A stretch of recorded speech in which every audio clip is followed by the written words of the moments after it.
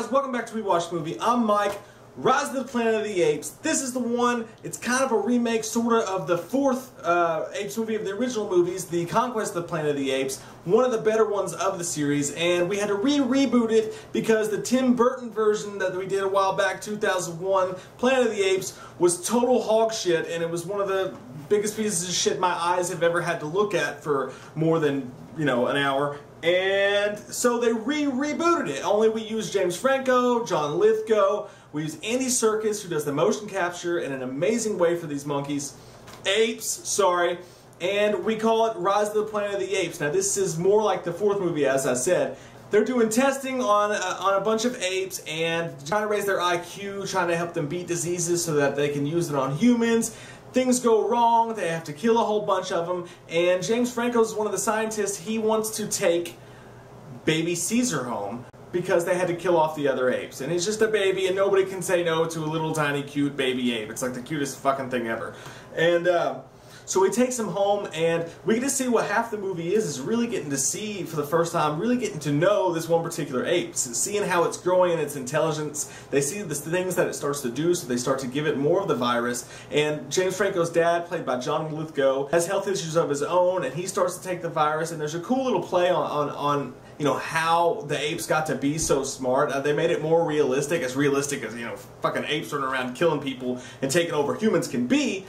They gave it a kind of a more realistic story. In doing so, I feel like they kind of also took away some of the lore of it all. They took away a lot of the political things. There's small hints of that still there, some of the innuendo and things like that, metaphors. Some of that's gone in this, but at the same time, it's a better movie than what we've gotten recently with the fifth Apes movie or with Tim Burton's movie. It's still a really good movie. They kind of sacrifice some of the weirdness and some of the fun for fun in a different way, like a more entertainment, summertime version with this film, and that's okay. I mean, for what it is now at this point, just to get a good Apes movie is pretty cool for us. Even if it didn't manage to capture any of the lore and really cool, crazy ideas or really deep darkness that some of the other movies had. John Lithgow's really great in the movie. James Franco's James Franco. You know what you're getting when you talk about James Franco, and I think James Franco's cool. I like it. I like him in movies. I think he does a good job in this one. And Andy Serkis does an amazing job bringing these animals to life. The only thing is the CG is a little bit much. The CGI is a little bit much. It's a little bit obvious at times. Sometimes it looks really cool. The camera movements that Rupert Wyatt does in this, following Caesar around as he's jumping through the house and things like that, and some really cool shots of the bridge when the attack goes on and everything. I really like that stuff, but at the same time, it's just everything is CGI, so it just kind of looks faked at some points. Kind of looks kind of video game-ish. But you got to give and take a little bit, I guess. I'd go more for a realistic feel. But again, it's nice to see a movie that's packaged well, that makes sense, that's not a complete piece of dog shit like the last two Apes movies we got to see were. And it gives us a good jumping off point to go from. So what happens is you really get to know Caesar, you get to know how things happen. He gets taken away and treated like shit by, Jason Bourne's dad and Wolverine's dad, Brian Cox. He gets treated like shit. He sees how he starts to have all these questions. Why do you have a leash around my neck when I'm just as fucking smart as you, James Franco, and I can beat you at chess? What happened to my parents? What's going on? It starts to become a really human, a really smart ape. It's Caesar, if you remember Caesar for the fourth one, he's the one that did all the shit. He led the revolution, he had the speech, and he was just a pure badass. And you can see that rising in Caesar. You can see that rising in him as this movie happens. They do a really good job of that. And he gets taken away, some bad shit happens to Caesar, and there's just this awesome scene where James Franco comes to get him back finally. And Caesar's just seen so much stuff. He's seen all the stuff that's happened to his fellow apes. He's seen how shitty humans can be. And it's just this badass scene where James Franco comes to get him out. And he's like, we can go home. I fixed it with the courts and everything. And Caesar just closes the gate. He's like, I'd rather stay in jail with my people.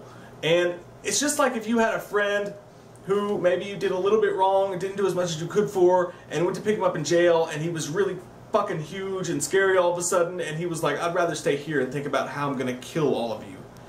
It would freak you out, and that's kind of the chill you got up your spine with this. That was a really good scene. So he starts, you know, to get his uprising together with these other apes, and the way they do it's pretty cool. I like the way that Caesar, because when he got there he was different, he got picked on by them all, he got the crap kicked out of him, and then, you know, he used his smarts to really just, it wasn't quite as cool as the uprising and how everything went in Conquest, but it wasn't bad at all nonetheless, you know. I mean, he was like giving them cookies and starting to bring them together, and why Cookie Rocket happens. The only thing I didn't like about that whole thing is Caesar breaks out and he goes and gets a whole bunch of this virus that they were working on and kind of does this smoke bomb thing with it where he just throws it in there, and all the apes, you know, get hit with this virus, and so they instantly get intelligent. You spent half the movie really like showing us how Caesar came to be so smart and really letting us get to know him and how he slowly progressed and progressed and progressed, and now all of a sudden it's just like instant. All these apes are just as smart as Caesar is, almost as smart as he is, and even though he's their leader, they're running around outsmarting humans and shit already. And they had the surprise advantage, but it just seemed like it was just like so instant. It seemed almost too quick. And I know it's a movie about apes, you know, taking over humans. It's not going to be the most realistic thing ever, but they kind of did do the Batman thing a little bit here. The Chris Nolan thing where they tried to make things a little bit more realistic and down to earth. And when you try to do that and you leave things like that hanging, it doesn't sit that well. So that's one thing I didn't like. When the apes actually take over, it is some fun action scenes. And at that point, we lose all... There's no Twilight Zone weirdness, there's no crazy innuendo or deep thinking, it's just apes are attacking humans and we're fucked. And there's helicopters crashing, and they're on the bridges, and they're jumping out of buildings, and it looks cool, and it's really fun to watch, and it's an enjoyable time. And hey, like I said, it's not perfect, because it's missing a lot of the stuff that made the other movie so great, but it's really, really well made, and the direction's well on it, and it's fun, it's a fun spectacle, and... you know, it's well acted, so you don't really mind it all that much. It's nice just to see a well-made Planet of the Apes movie. I mean, what else can you say? I give it a 7.5. I liked the movie. I thought it was entertaining to watch. I thought it looked good at times, even though there was too much CG. I liked the acting all the way through the movie. They just did a good job making a really, really solid movie. It's just still missing a lot of what really made the Apes movies special. So it may not be the best Planet of the Apes movie, but it's a really, really good movie. So strong 7.5 for me. I enjoy this movie, and I will say the way that they set it up at the end of the movie really, really has my hopes super high for Dawn of the Planet of the Apes, because that could have it all. I think they set it up so that that could have the action, but that could also have the darkness, and it could also have some really, really thick undertones to it, and I think that this next movie could be the whole package. So guys, what do you think? What is your pre-rating for Dawn of the Planet of the Apes? And if you've already seen it, go ahead and put your rating for it down below. What do you think it's going to be if you haven't seen it? What do you think it is if you have seen it? Let us know, comment below. That'll be our next review, and I will see you guys very shortly with the Dawn of the Planet of the Apes review. We watched a movie. Yeah. We watched a movie.